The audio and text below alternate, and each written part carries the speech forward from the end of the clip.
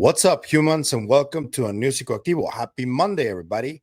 I hope everybody has a great start of your week. Okay, so as I told you yesterday, today's video has to do with Dr. Beatriz Villarroel's recent paper. It's not the one from last week, which was about the connection between nuclear tests near the Earth's atmosphere and unidentified flying objects near that vicinity of these tests. That one was a really interesting one, but I got to show you this video that Dennis Asberg released just a few days before the first paper dropped. And this video really made the rounds. There's a small word that I am going to change, and I will tell you which one it is. But we got to listen to what Dennis said and then realize why he was so startled by the data. Dr. Villarroel just released a preprint of the paper that is currently under review, under peer review, and we don't know if it's going to be accepted or not. But she did release the preprint, and what she talks about is exactly what Dennis and her were startled about, because the data that they found is making them believe and see that there is a possibility that we have roughly 100,000 artificial. Maybe they think it's NHI, but I don't know what makes them say that other than they're artificial and they are from the pre-Sputnik era. So, I mean, that's a decent enough explanation, I would say, for a layman like me. But it means that we have roughly 100,000 artificial NHI objects, according to them, near Earth that are caught on the Palomar plates. And what are the Palomar plates? Okay, so the National Geographic Society Palomar Observatory Sky Survey, that one happened in 1949 and it ended in 1958. This was a major astronomical survey that took almost 2,000 photographic plates of the night sky. It was conducted at Palomar Observatory in California, right here in San Diego. I live in Tijuana. I just crossed the border, and the observatory is really close to where I'm at. So that's where those plates were taken. And Dr. Villarroel has been investigating these plates, specifically from that time period. And that time period is very important. I will tell you why in a little bit. But first, I want to show you the video from Dennis, and I'm gonna tell you which word needs to be changed in the translation, because I'm not a Swedish speaker and I was corrected, and I will correct that. So here's Dennis last week in a video that he already took down. It was in Swedish. I translated it, I dubbed it, and here it is. Hey everyone, don't go away now, don't leave, don't swipe away from me. This is important, I have to say. I came home a little while ago after being at work at Stockholm University. I've been working with Beatriz, the astronomer, as you know. We work on that thing with BTC through this in the Baltic Sea. But Beatriz and I also work on finding life and intelligence out in space, especially near Earth. When I got to work today, this new data is completely insane. I can't tell you everything right now. I can't do that for certain reasons because this has to be presented in a scientific way, as it is in that world. But I can say this, I've never been as shocked as I was at work today. Both Beatrice and I feel a bit sick to our stomachs now. I can tell you that we now know things that very, very, very few people on Earth know. And we've said, Beatrice and a few others have this scientific data to share. But what's going to happen now is that they're working on it right now to present it internationally later on.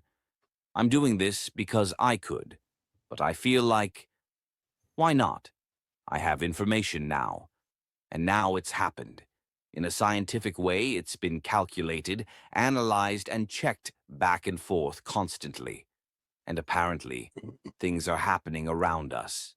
And as I said a little while ago, I understand why this information shouldn't come out to humanity. It's absolutely unbelievable. That's where I mistranslated it.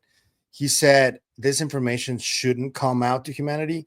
That's not what he said. What he said was that he understands why this information hasn't come out, and he understands why it's been suppressed, but he doesn't believe that it shouldn't. He believes it does.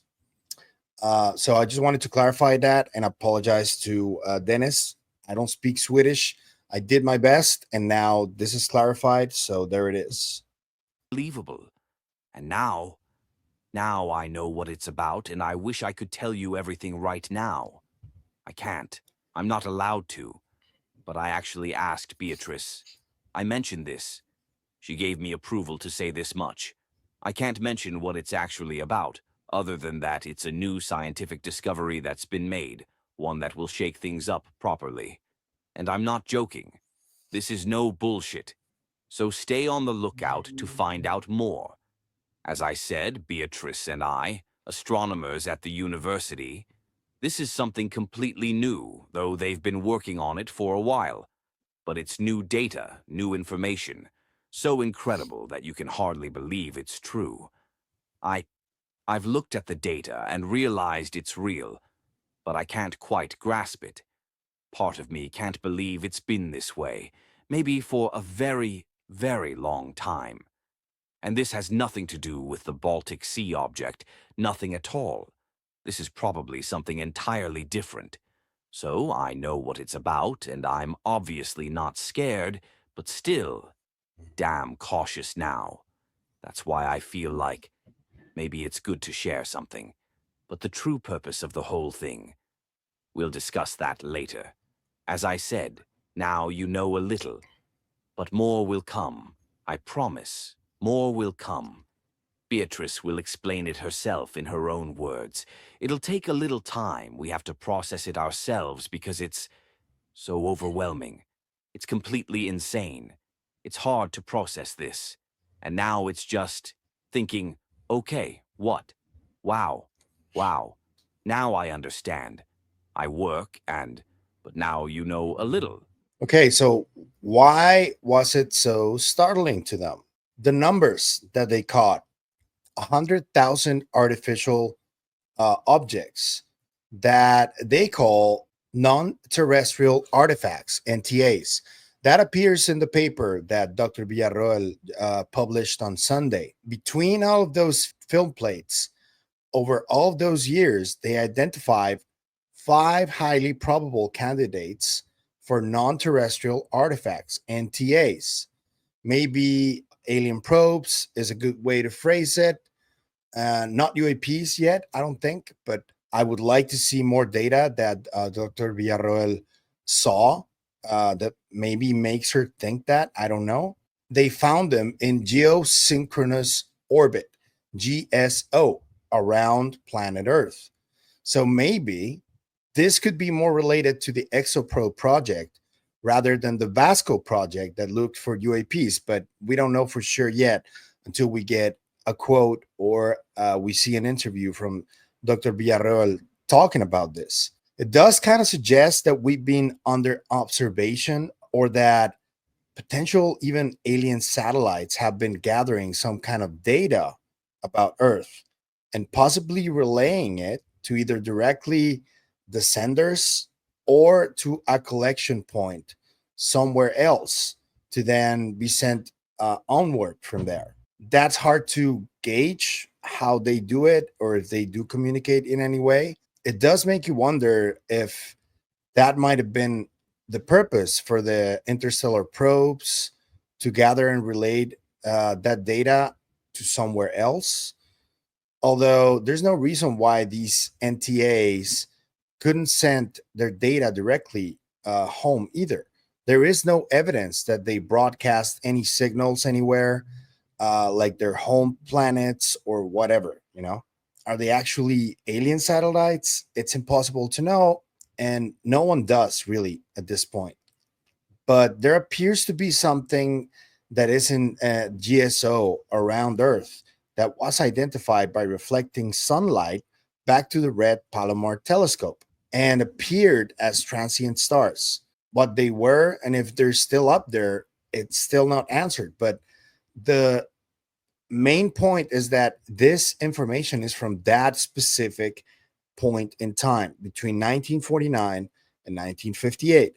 And this is extremely relevant. Before I read you the abstract, I am going to tell you what Dr. Villarroel told Mr. Rich Dolan when he interviewed her, and why this time period is so important to look at these plates and what happened to other plates that were at Harvard Astronomy Department. So here it is. Shout out to Mr. Rich Dolan for this interview, which was one of the first ones that I was pointed towards by my buddy Christian Morales, who has a podcast called Kill the Stigma. And he was the first one who pointed out this to me. And when I saw it, I instantly knew that it was really important. And now we're getting the data of this.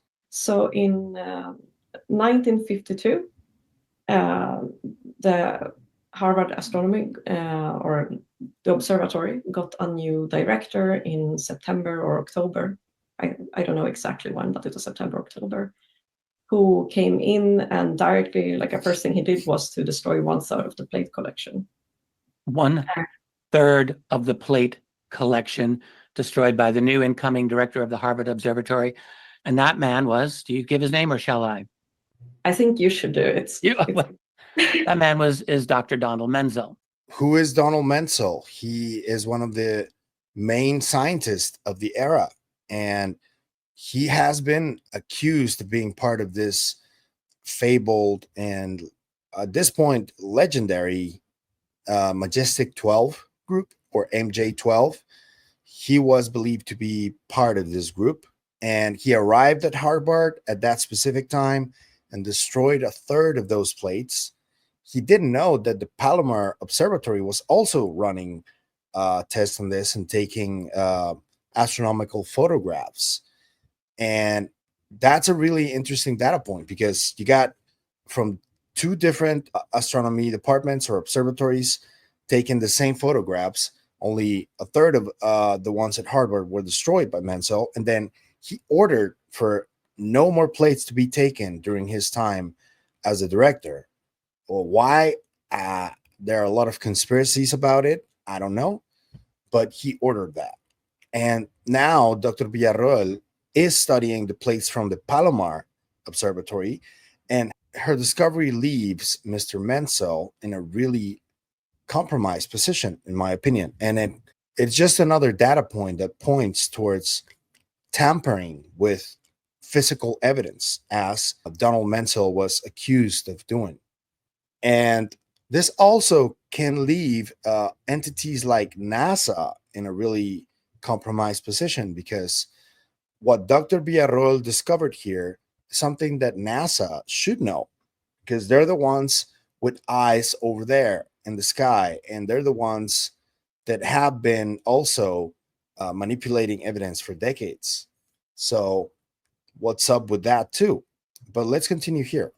Of course, the famous Harvard astronomer of the 1950s and 60s who ran the observatory for, I think, 15 years, right? And he came in at that time. He was, of course, the world's premier UFO debunker for many, many years, for his lifetime, essentially. The Washington flap also, and was calling it temperature inversion. So it started looking like quite funny. And So Menzel comes in September, October 1952.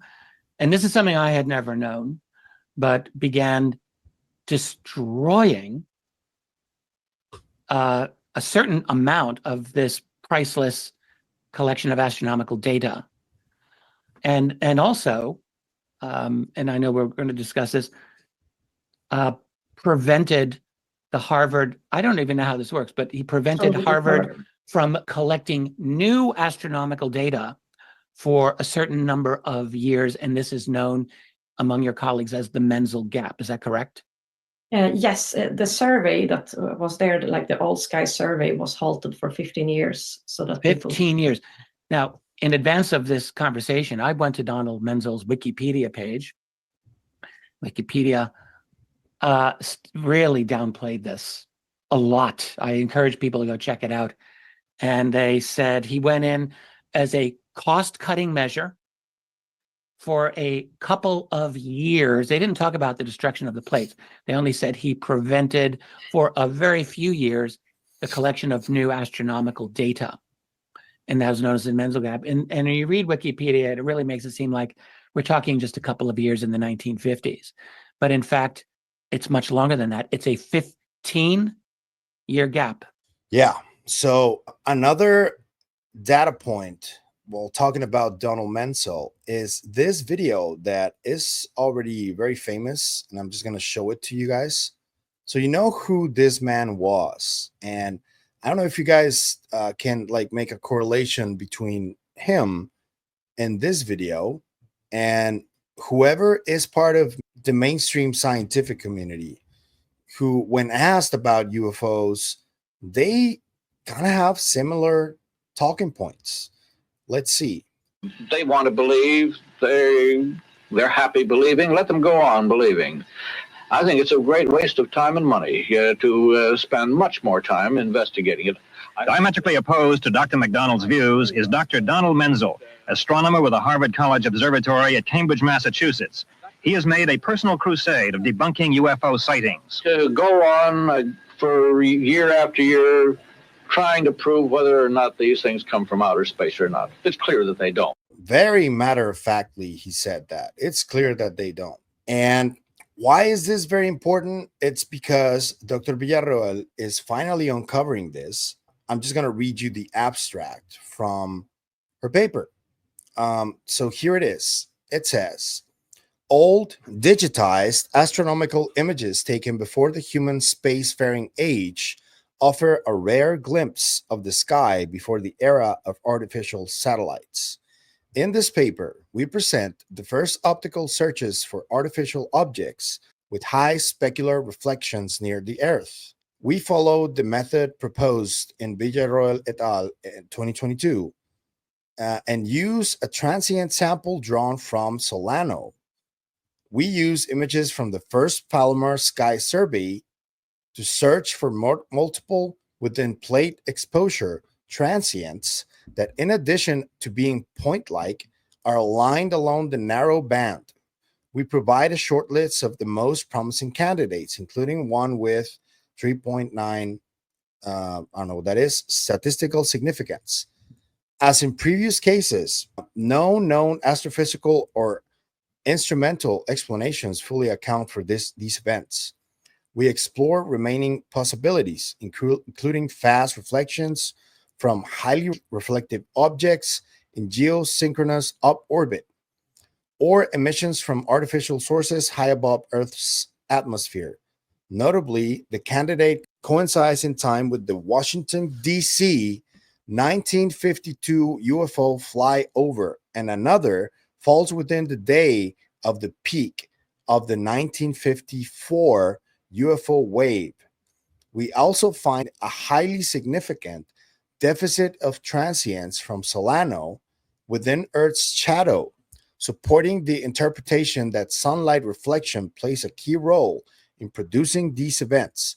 This study should be viewed as an initial exploration into the potential of archival photographic surveys to reveal transient phenomena, and we hope it motivates more systematic searches across historical data sets. So, what's the deal with this?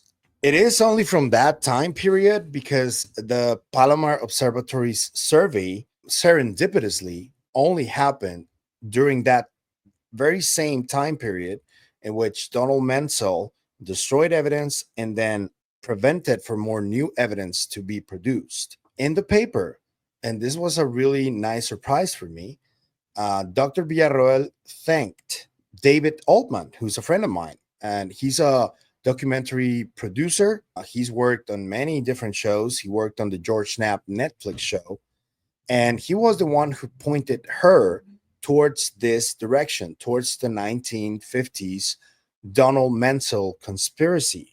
And they call it a conspiracy, but the reality is that he really did do all those things.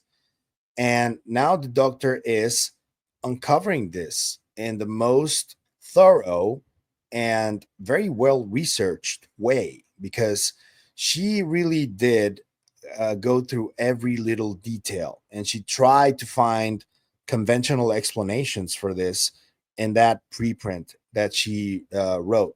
And I'm going to leave it in the description so you guys can check it out. I'm pretty sure that in the paper, she doesn't spell it out what she thinks it's going on, but because you guys got to understand, in these scientific papers, the peer review process is gruesome. And if you write something that can make the editors raise their eyebrows as materialistic scientists, the paper is not going to be approved. So Dr. Villarroel had to be extremely careful with the wording and the verbiage that she used in order to not cause the editors and the reviewers a heart attack. And so the paper is not rejected. Again, it's still in review. It hasn't been approved yet, but the doctor has done extremely thorough analysis. She is going to come out with more work. I believe she said that she had 5 papers in the works, and now 2 have been released. And when it comes to the transient objects, about a third of them are reflective ones. So from 100,000 detections in the northern hemisphere only, 35,000 are reflective objects. Assuming isotropy, there are around 70,000 objects around Earth in that time period.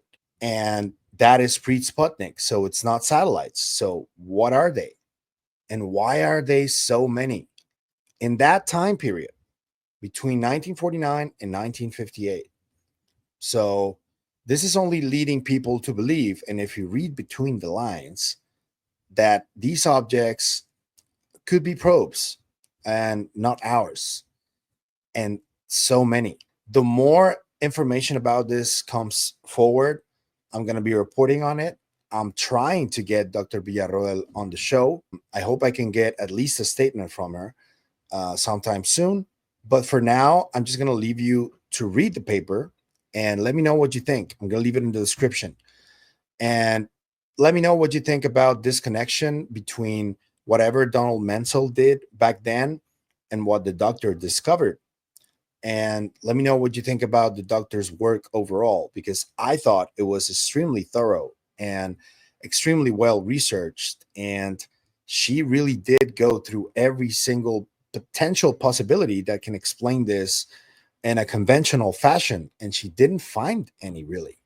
So I would be thinking also, as Dennis and as her, that there are too many objects and we don't know what they are. And they seem to be artificial. So the only viable possibility, or one of the only viable possibilities, is that they're not from here. So where are they from? And whose are they? So many questions.